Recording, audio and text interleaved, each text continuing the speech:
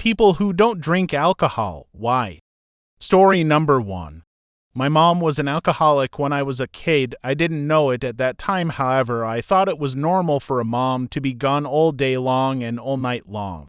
I thought it was normal for a mom to have a massive liquor cabinet in the house that she drank out of every day. I thought it was normal for moms to sometimes have to go to jail for a night. When I was 10 years old, I noticed my mom had added a new bottle to her liquor cabinet. It was strawberry Smirnoff, 90 proof. I thought it must be delicious since it said strawberry on it. And it had a cool red label. I'll never forget the moment I poured into my mouth. It literally felt like I was swallowing fire. I felt like it was burning up my insides and started gagging. It's been 30 years since then, and I've never touched alcohol since. 30 years later, I can still feel that taste of fire going down my throat. Thank you, Mom, for helping me become everything you were not. Thank you for preventing me from becoming just like you. Story number 2. I still drink small amounts here and there, particularly at an event or party, but I've effectively stopped routine use. Mostly it's the hangovers and other health negatives. When I was in college, it was no big deal. Hangovers weren't nice, but they were mild, some hydration and a good meal in me, and a gym sesh to sweat it out, and I was 100% again, ready to roll. Somewhere from like 28 and onward, the hangovers just get brutal, particularly 30 plus, like even moderation drinking can make me terribly hungover the next day and not feeling 100% for 2 days after. It fucks up my sleep. I feel like shit. It wastes time even if I'm healthy and hydrated and take precautions. Just doesn't work anymore.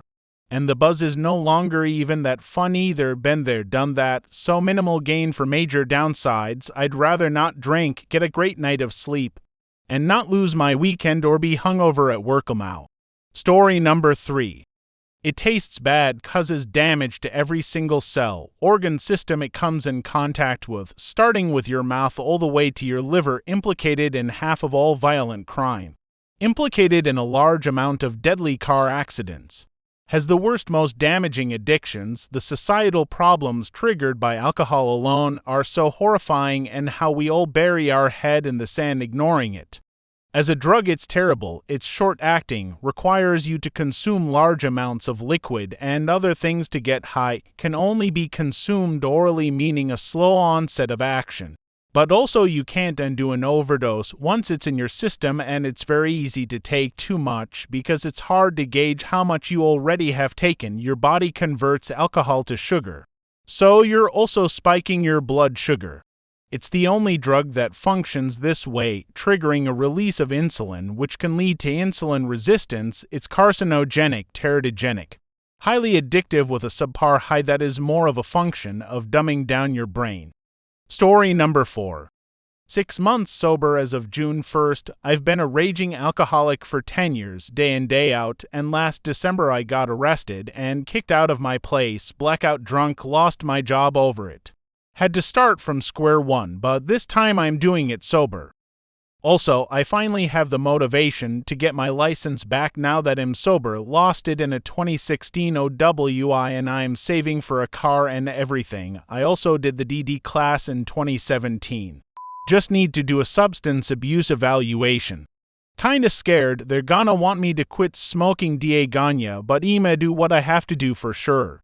All-around best decision I ever made. Quitting alcohol has made a bigger difference in my life than quitting hard drugs did for real. Story number 5.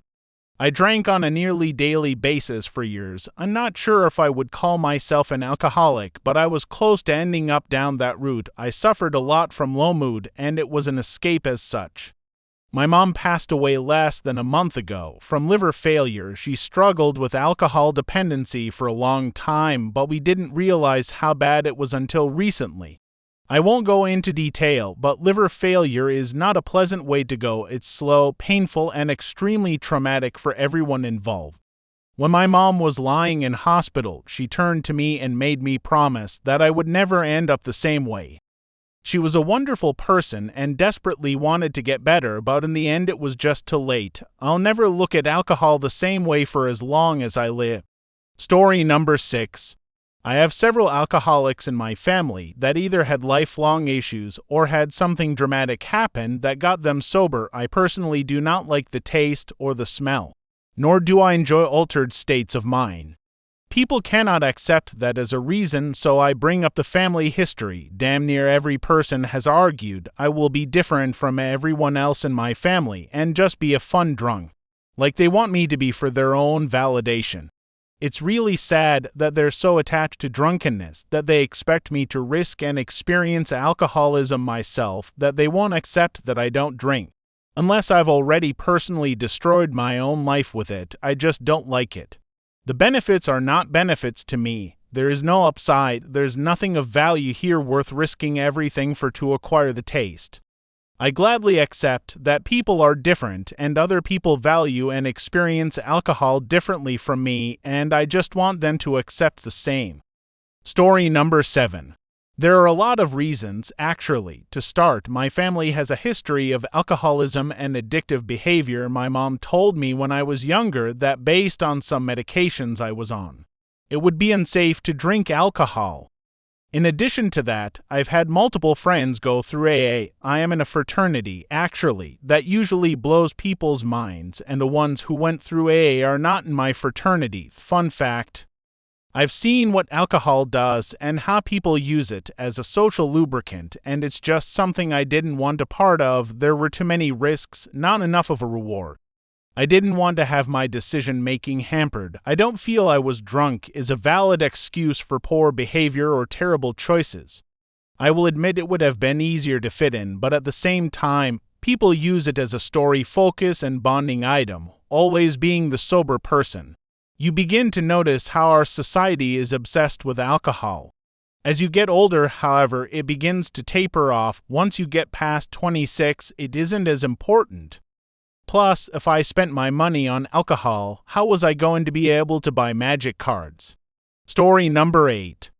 I have never drunk alcohol at home. My dad is an alcoholic and I saw the effect it had on him when I was growing up.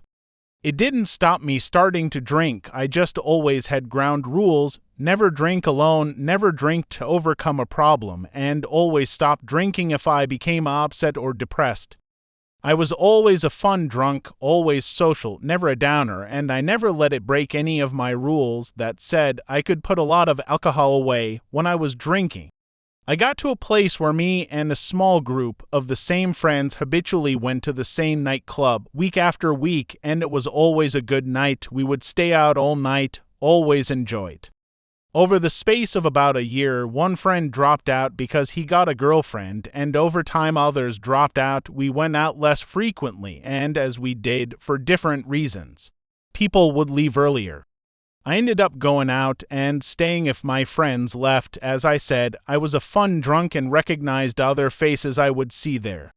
I realized that although I was drinking with people I semi-knew, my intentions weren't sociable. I was staying out for the sake of staying out.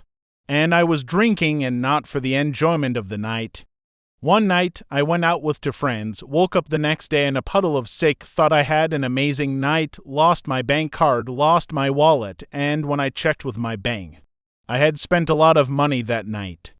My bank records show that I bought my last drink at 4 a.m., and my friends I was with that night said they went home at 10 p.m. I was in a bar with people I didn't know, making casual conversation to join them just to drink.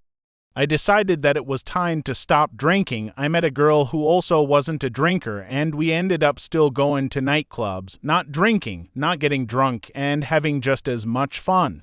As I used to with alcohol, I started to feel better, and my attitude toward alcohol started to change.